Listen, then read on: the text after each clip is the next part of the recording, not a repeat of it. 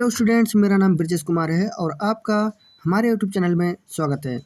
Students, आज हम पढ़ने वाले हैं क्लास 10th का मॉडल पेपर। मॉडल पेपर में हम अब देखेंगे कि कैसा क्वेश्चन आएगा और यह सब्जेक्ट अंग्रेजी और एनुअल एग्जाम का मॉडल पेपर है।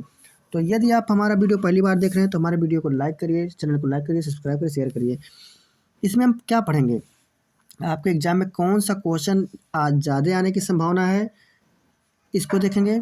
यदि आप इसको पढ़ के जाएंगे तो आपका पूरा A to Z जितना भी नंबर है, एक भी नंबर छूटेगा नहीं। ठीक है, जितने भी क्वेश्चन है सब हो जाएगा इसमें। ठीक है, तो इतना पढ़ लीजिए, इसके आगे कोई बचेगा नहीं कि जिसमें से आपको छांटना बीनना पड़े कि क्या हम पढ़ें क्या ना पढ़ें। सब कुछ इसमें कवर हो जाएगा। ठीक है, और इसको देखिए, हम पढ़ाते हैं जितना भी है क्वेश्चन, इसको तैयार कर लीजिए बस। उसके बाद जाइए एग्जाम में लिख दीजिए, सब नंबर मिलेगा आपको। ओके, चलो देखते हैं। पहला क्वेश्चन लिखा है इसमें, how does the child feel about the swing.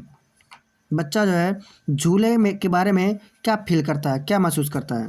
ठीक है, तो लिखा है आंसर इसका, the child feels going up the swing is the pleasantest thing a child can ever do.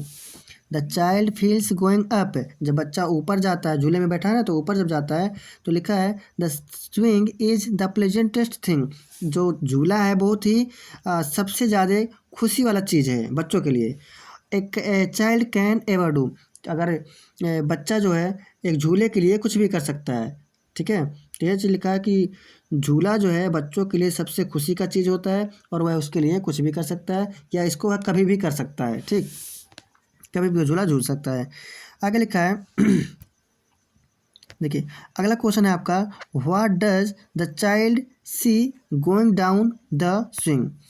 What does the child see, बच्चा क्या देखता है, गोइंग डाउन, नीचे आते समय, द स्विंग, झूले से नीचे आते समय बच्चा क्या देखता है। आंसर इसका है द चाइल्ड सीज, बच्चा देखता है the garden, green garden, Hari Hari बगीचा देखता है, एंड द ब्राउन और भूरे भूरे छप्पर देखता है, while going down the swing, जब बच्चा कहाँ आता है, झूले से नीचे आता है। ठीक है, इसका आंसर हुआ। अगला क्वेश्चन देखिए, तीसरा क्वेश्चन लिखा है how did Gayatri help. Gayatri कैसे हेल्प करती है, कैसे सहायता करती है द पीपुल, लोगों का, ट्रैप्ड इन द फ्लड, जो बाढ़ में फंसे हैं। बाढ़ में फंसे लोगों की सहायता गायत्री कैसे करती थी या कैसे की थी। तो लिखा है गायत्री रोड, गायत्री चलाई क्या, पावरफुली टॉवर्ड्स, यानी गायत्री जो है अपनी जो नाव है उसको पावरफुली यानी शक्तिशाली पूर्वक चलाई, किधर चलाई, मरनूड पीपुल, यानी जो बाढ़ में फंसे हुए मेरे लोग बच्चे थे उनकी तरफ, यानी उनको बचाने के लिए चढ़ाई। फिर लिखा है सी हेल्प्ड, उसने सहायता किया, देम माने उनका, ब्रॉड द बोट, अपनी नाव पे चढ़ाकर, एंड रोड, और उसको क्या की, चलाते हुए ले गई, टू द टाउन हॉल की तरफ। सी रिटर्नड, वह वहाँ से वापस आई, सी रिटर्न होम, वो वहाँ से घर वापस आई, एंड रिक्वेस्टेड, और क्या की और निवेदन की, हर मदर, अपने माँ से, गिव हर सम क्लॉथ्स, क्या करने के लिए, कुछ कपड़े देने के लिए, फूड एंड मैच बॉक्सेस, और क्या, कपड़े, खाना और मैच बॉक्स मतलब माचिस की डिब्बी, एंड कैंडल्स, और क्या, मोमबत्तियों के लिए अपने माँ से निवेदन की कि मम्मी दे दीजिए, बाढ़ में फंसे लोग हैं उनकी सहायता करना है। ठीक है, तो इस प्रकार से क्या है, वह सहायता की। अगला क्वेश्चन लिखा है, what does the profession of Gayatri's father, Gayatri के पिता का प्रोफेशन क्या था। ठीक, and what did he promised her, तो गायत्री के पिता का जो प्रोफेशन था, व्यवसाय था, वो क्या था। और आगे लिखा व्हाट डिड ही प्रॉमिस्ड हर, वह अपनी पुत्री से क्या प्रॉमिस किए थे, क्या वादा किए थे। तो लिखा है गायत्रीज फादर, गायत्री के पिता, वाज ए फिशरमैन, एक फिशरमैन थे, मछुआरे थे। ही हैड प्रॉमिस्ड, उन्होंने क्या किया था, वादा किया था गायत्री से, दैट कि he would teach her fishing, कि वह उन्हें क्या कर देगा, वह उन्हें मछली पकड़ना सिखा देंगे। ये उन्होंने अपनी पुत्री से वादा किया था।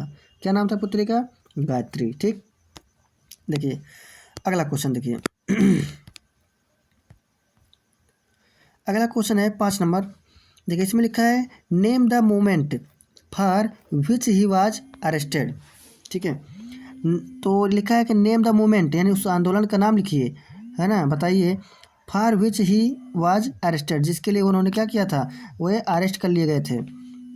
तो लिखा है नॉन कोऑपरेशन मूवमेंट, असहयोग आंदोलन, इसका क्या नाम था, असहयोग आंदोलन नाम था, जिसकी वजह से क्या किए थे वो, यही उनका आंदोलन चला रहे थे, असहयोग आंदोलन, जिसकी वजह से उनको अरेस्ट कर लिया गया था। ठीक, अगला क्वेश्चन, क्वेश्चन नंबर 6। देखिए 6 नंबर लिखा है what was Azad pledge, how did he keep it. What was Azad pledge, Azad की प्रतिज्ञा क्या था, how did he keep it, वह उन्हें कैसे पूरा किया। जो आज़ाद जी थे उनका प्रतिज्ञा क्या था और वह उन्होंने क्या किया, उन्होंने उसे पूरा कैसे किया। तो आज़ाद हैड प्लीज्ड, आज़ाद क्या किए, प्रतिज्ञा किए, नॉट बी काट एलाइव, कि वो जिंदा नहीं पकड़े जाएंगे। उन्होंने अपने आप से वादा किया कि मैं जिंदा नहीं पकड़ा जाऊंगा। ठीक, when he found himself surrounded by the police, जब उन्होंने स्वयं को अपने चारों ओर किसको पाया, पुलिस से घिरा हुआ पाया, तो ही शॉट हिमसेल्फ, उन्होंने स्वयं को गोली मार ली। दस कीपिंग हिज प्लेज, इस प्रकार से उनकी क्या हो गई, इस प्रकार से उनकी प्रतिज्ञा पूरी हो गई। अगला क्वेश्चन, क्वेश्चन नंबर 7 लिखा है what does Kabir song and poems tell us. कह रहा what do Kabir song, Kabir का जो सॉन्ग था, एंड पोएम्स और जो उनकी कविताएं थी, टेल अस, वह हमें क्या बताती हैं।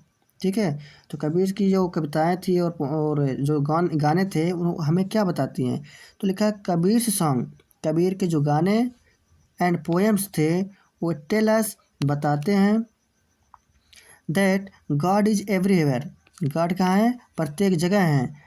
हिज राइटिंग्स शो, उनकी रचनाएं, यहाँ पे देखिए राइटिंग्स लिखा ना, इसके मतलब होता है रचनाएं, उनकी जो रचनाएं हैं वो दिखाती हैं that he was a true saint, कि वे एक सच्चे साधु थे। ठीक, अगला क्वेश्चन लिखा है क्वेश्चन नंबर 8 लिखा what did young ladies from good families become nurses in those days.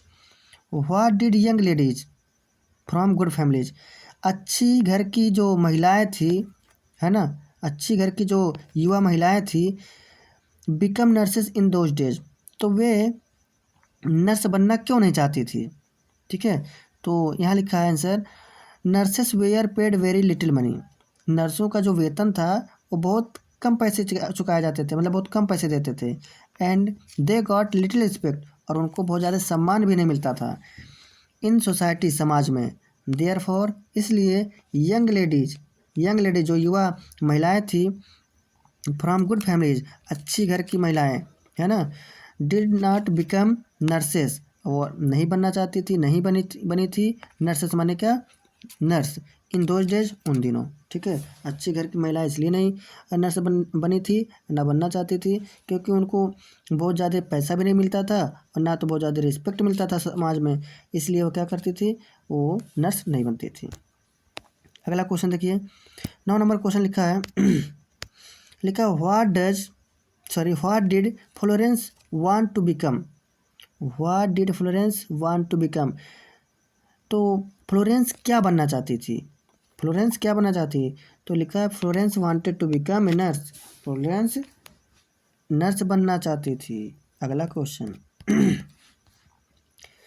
देखिए, अगला क्वेश्चन लिखा गया है why was Rubina worried, Rubina चिंतित क्यों थी, रुबीना चिंतित क्यों थी।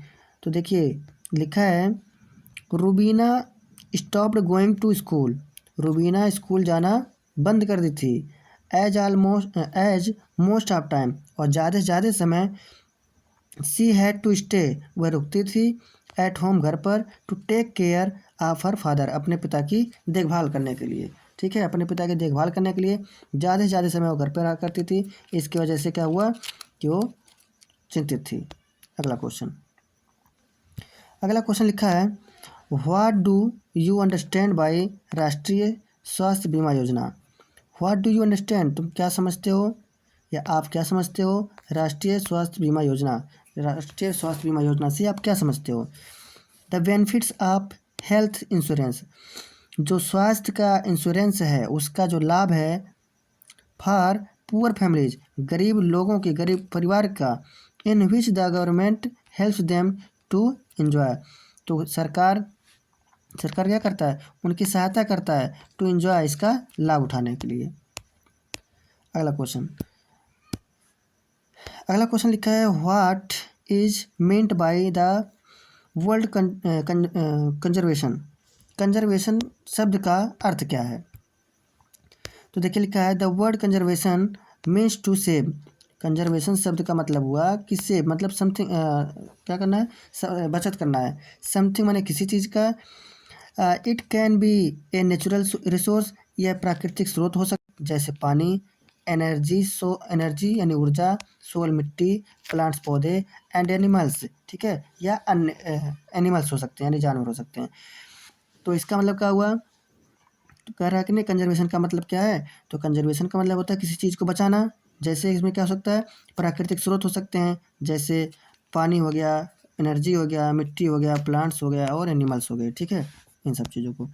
अगला और अंतिम क्वेश्चन लिखा है वेयर डज आकाश लिव, आकाश कहाँ रहता था, सॉरी कहाँ रहता है, वैसे था होना चाहिए था लेकिन चलिए ठीक है। आकाश कहाँ रहता है, आकाश लिव्स इन विसारा विलेज, आकाश जो है विसारा गांव में रहता था। तो इस प्रकार से आपका 13 क्वेश्चन कंप्लीट हुआ। अगर आप 13 क्वेश्चन याद कर लेंगे तो जितने भी क्वेश्चन इसमें से आएंगे सब इसमें कवर हो जाएंगे। केवल आप 13 पढ़ के जाइए और पूरा कंप्लीट A to Z जितने भी क्वेश्चन इसमें से आएंगे प्रश्न वाला सब इसमें से मैच कर जाएगा।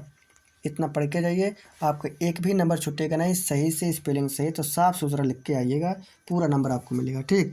अगला आपका जो ग्रामर पोर्शन है उसका वीडियो आएगा अगले दिन, तो इसको आप तैयार कर लीजिएगा। यदि वीडियो अच्छा लगा तो हमारे इस वीडियो को लाइक करिए, चैनल को सब्सक्राइब करिए। मिलते हैं अगले वीडियो में, तब तक के लिए हंसते रहिए, मुस्कुराते रहिए, पढ़ते रहिए। मिलते हैं। जय हिंद।